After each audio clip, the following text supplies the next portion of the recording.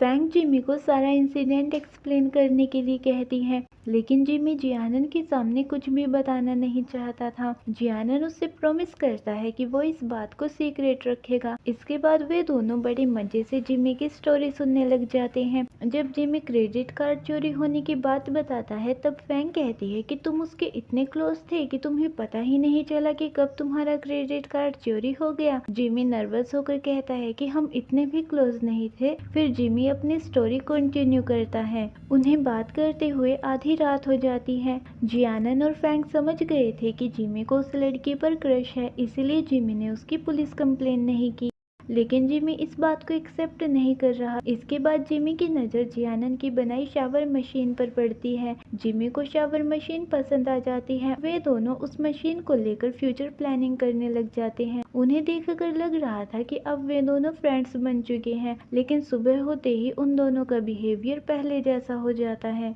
Fang की investigation करने के बाद भी मिस्टर तैंग को उसके बारे में कोई इन्फॉर्मेशन नहीं मिलती, लेकिन मिस्टर तैंग किसी भी कीमत पर फैंग के बैकग्राउंड के बारे में जानना चाहते थे, इसलिए वे इन्वेस्टिगेशन को कंटिन्यू रखते हैं।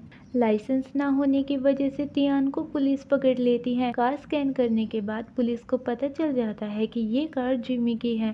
इसके बाद जिमी वहां पर आता है। जिमी पुलिस को झूठ बोल देता है कि उसने अपनी कार तियान को उधार दी थी, जिस वजह से तियान बच जाती है। पुलिस जिमी से कहती है कि वो अपने गर्लफ्रेंड को ट्रैफिक रूल्स फॉलो करने के लिए कहे। तब तियान कहती है कि वो उसकी कार वापस लौटाने जा रही थी, लेकिन पुलिस ने उसे रोक लिया। तियान उसे ये भी कहती है कि अगर पुलिस ने मुझे पकड़ लिया तो मैं कभी तुम्हारे पैसे लौटा नहीं पाऊंगी। जिमी कहता है, अच्छा तो अब मैं तुम्हारी पुलिस कंप्लेन भी नहीं कर सकता। जिमी तियान को लेकर अपने होटल पहुंच जाता है। जिमी तियान को ध्यान से देख रहा था। तब तियान कहती है कि कुछ गलत करने की सोचना भी मत। दरअसल तियान की ड्रेस देखकर जिमी को समझ में आ गया था कि उसके पास कोई जॉब नहीं है। स्टेबल इनकम ना होने की वजह से तियान उसके पैसे नहीं लौटा सकती, इसलिए जिमी उसे हैकर की जॉब ऑफर करता है।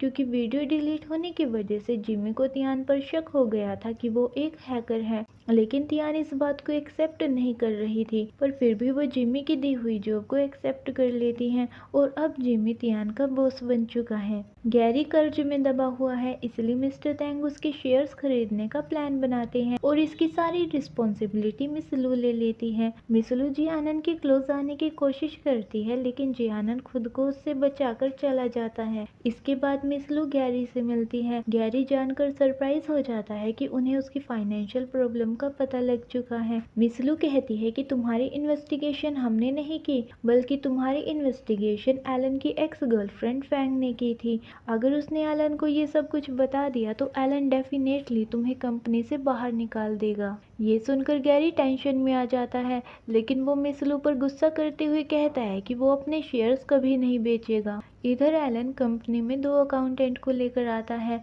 जब गैरी को इस बारे में पता चलता है तब वो उनकी बनाई हुई फाइनेंशियल रिपोर्ट फाड़ देता है, जिसके बाद गैरी और एलन के बीच में झगड़ा हो जाता है। जब से मिस लू ने गैरी को बताया था कि फैंग ने उसकी इन्वेस्टिगेशन की है, गैरी एलन को अपना दुश्मन समझ बैठा था। गैरी एलन को अपने शेयर्स बेचने की धमकी देकर वहां से चला जाता है, जिससे एलन परेशान हो जाता है, क्योंकि अगर गैरी ने अपने शेयर्स बेच दिए तो एलन को अपनी कंपनी लो प्राइस में बेचनी पड़ेगी। इधर मिंगजू फैंग से मिलने आती है और उससे पूछती है कि वो एलन से सीक्रेटली क्यों मिलने गई थी। ये सुनते ही जियानन वहां से जाने की एक्टिंग करता है और साइड में खड़ा होकर उनकी बातें सुनने लग जाता है। फैंग मिंगजू को क्लियर करती है कि उसके और एलन के बीच में कोई रिलेशन नहीं है। मिंगजू कहती है कि एलन उसके कॉल रिसीव नहीं कर रहा है। तब फैंग उसे बताती है कि एलन कई बार अपने करियर को ज्यादा इम्पोर्टेंस देता है, ना कि अपने रिलेशनशिप को। जब वो फ्री होगा तब वो तुमसे बात जरूर करेगा। इस वक्त तुम्हें वो सब करना चाहिए जिसमें तुम दोनों कंफर्टेबल हो। इसके बाद मिंगजू फैंग पर बिलीव करना शुरू कर देती है। जियानन इस बात से खुश होता है कि फैंग और एलन के बीच में कुछ नहीं है। फैंग जियानन को बताती है कि वो भी कभी मिंगजू जैसी थी। जब एलन उसका बॉयफ्रेंड था तब फैंग चाहती थी कि वो उसे ज्यादा इम्पोर्टेंस दे, लेकिन एलन अपने काम में बिजी रहता था और उसे टाइम नहीं दे पाता था, जिससे उसे काफी बुरा लगता था। फैंग एलन को हमेशा यही कहती थी कि पैसे इम्पोर्टेंट नहीं है, लेकिन एलन कहता था कि बिना पैसों के मैं कुछ नहीं कर सकते। एलन की ये बात फैंग को तब रियलाइज हुई जब उसने खुद काम करना शुरू किया था। अगली सुबह फैंग तियान से मिलती है। फैंग उससे काफी अच्छे से पेश आती है, लेकिन तियान उससे नाराज लग रही थी। फैंग जिमी को उसकी और एलन की दोस्ती के बारे में बताती है। फैंग तियान से तब मिली थी जब उसने पहली बार काम करना शुरू किया था। फैंग के अच्छे बिहेवियर की वजह से तियान को उसकी पर्सनैलिटी अच्छी लगी और फैंग को भी तियान एक यूनिक गर्ल लगी। जब फैंग को मकान मालिक ने निकाल दिया था तब तियान ने उसे अपने घर में जगह दी थी। फैंग जिमी से पूछती है कि क्या तुम तियान को जानती हो। जिमी बताता है कि मैंने तुम्हें जिस लड़की के बारे में बताया था वो तियान ही है। फैंग इस बात को मानने के लिए तैयार नहीं होती कि तियान चोरी कर सकती है। जिमी कहता है कि तुम मुझसे 2 साल पहले मिली थी, हो सकता है वो बदल गई हो। एनीवे, अगर तुम मुझसे मिलना चाहती हो तो मिल सकती हो। फैंग कहती है कि इसकी कोई ज़रूरत नहीं है, मुझे लगता है वो मुझसे नाराज़ है, पर मुझे उसकी नाराज़गी की वजह नहीं पता और हमारे बीच में कभी कोई झगड़ा भी नहीं हुआ। इसके बाद फैंग अजू से रिक्वेस्ट करती है कि वो उसकी एक फ्रेंड की इन्वेस्टिगेशन करे। फैंग के कहने पर अजू तियान की इन्वेस्टिगेशन करता है। अजू देखता है कि 2 लड़के तियान से अपने पैसे लेने आते हैं जो तियान ने उनसे उधार लिए थे। तियान के पास पैसे नहीं होते, इसलिए वे उसके सामने 2 ऑप्शन रखते हैं, या तो तियान उन्हें आज ही उनके पैसे वापस कर दे या फिर अपनी बाइक उन्हें दे दे। और उनमें से एक लड़के का बिहेवियर अच्छा भी नहीं होता। ये देखकर तियान अपनी बाइक देने के लिए मान जाती है। चाबी देने के बहाने तियान उन पर अटैक कर देती है और वहाँ से भाग जाती है। वे लड़के उसे पकड़ने के लिए उसके पीछे आते हैं, लेकिन तभी अजू उन्हें रोक लेता है, जिस वजह से तियान बचकर निकल जाती है। अजू फैंग को बताता है कि जब तियान 12 साल की थी तब से वो उस स्लम एरिया में रह रही है। उसे मारपीट करने की और दोस्ती निभाने की आदत है और मुझे लगता है कि वो कर्ज में भी दबी हुई है। अजू उसे कुछ और बताता उससे पहले वो देख लेता है कि जियानन उनकी बातें सुन रहा है। जियानन अजू से पूछता है कि तुम फैंग से क्या बात कर रहे थे, तुम दोनों मुझसे क्या छुपा रहे हो। अजू उसे कुछ भी नहीं बताता और कहता है कि इसका तुमसे कोई लेना देना नहीं है। जियानन कहता है डोंट वरी अजू, मैं जल्द ही झूठ पकड़ने वाली मशीन बनाऊंगा और तुम्हारे सारे सीक्रेट पता कर लूंगा। इसके बाद फैंग जियानन को बताती है कि उसने अजू को उसके एक ओल्ड फ्रेंड की इन्वेस्टिगेशन के लिए भेजा था। जियानन सोचता है कि वो फ्रेंड एलन होगा।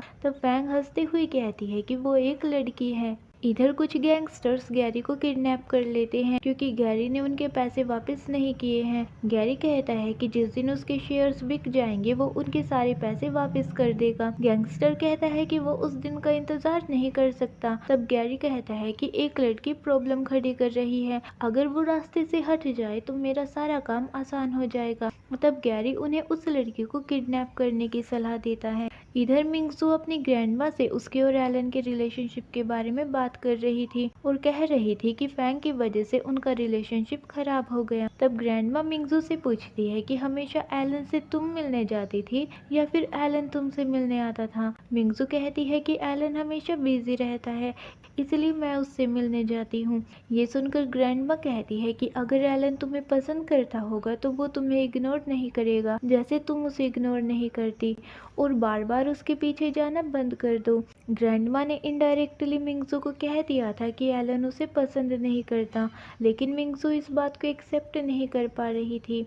हावियन मिंगसू को समझाता है कि एलन एक बिजनेस प्रॉब्लम में फंसा हुआ है, इसलिए वो उसे टाइम नहीं दे पा रहा है। तब मिंगसू कहती है कि तुम उसे पैसे देकर उसकी प्रॉब्लम सॉल्व कर दो, उसे जो चाहिए उसे वो दे दो। हावियन कहता है ये सब इतना आसान नहीं है, पर मैं तुम्हें प्रॉमिस करता हूँ कि हम एलन की प्रॉब्लम को सॉल्व करने की पूरी कोशिश करेंगे। रात को फैंग एक बार में आती है जहाँ पर तियान काम करती है। फैंग तियान से मिलने आई थी, लेकिन उसे पता चलता है कि तियान उसे अपना दोस्त नहीं समझती। फैंग उसकी नाराजगी का रीजन पूछती है, लेकिन तियान उसे कुछ भी नहीं बताती।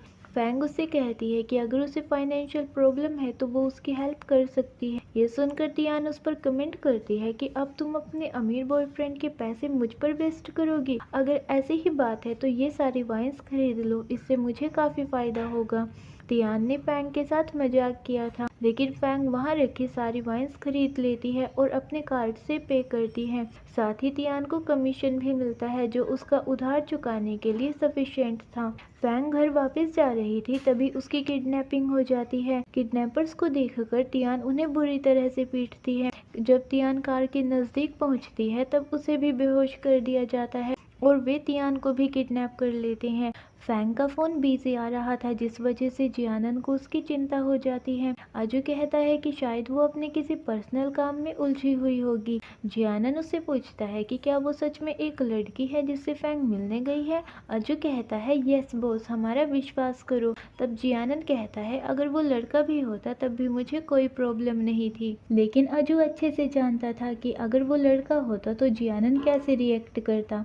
अगली सुबह फैंग को घर में ना देखकर जियानन को टेंशन हो जाती है। फिर वो एलन से मिलने जाता है और फैंग के बारे में पूछता है। एलन कहता है कि क्या वो तुम्हें मिल नहीं रही है। जियानन कहता है हाँ, अदरवाइज मैं तुमसे उसके बारे में क्यों पूछता। एलन जियानन को सलाह देता है कि वो फैंग की चिंता ना करे क्योंकि कुछ सालों बाद वो उसे दोबारा से अपनी आंखों के सामने देख पाएगा।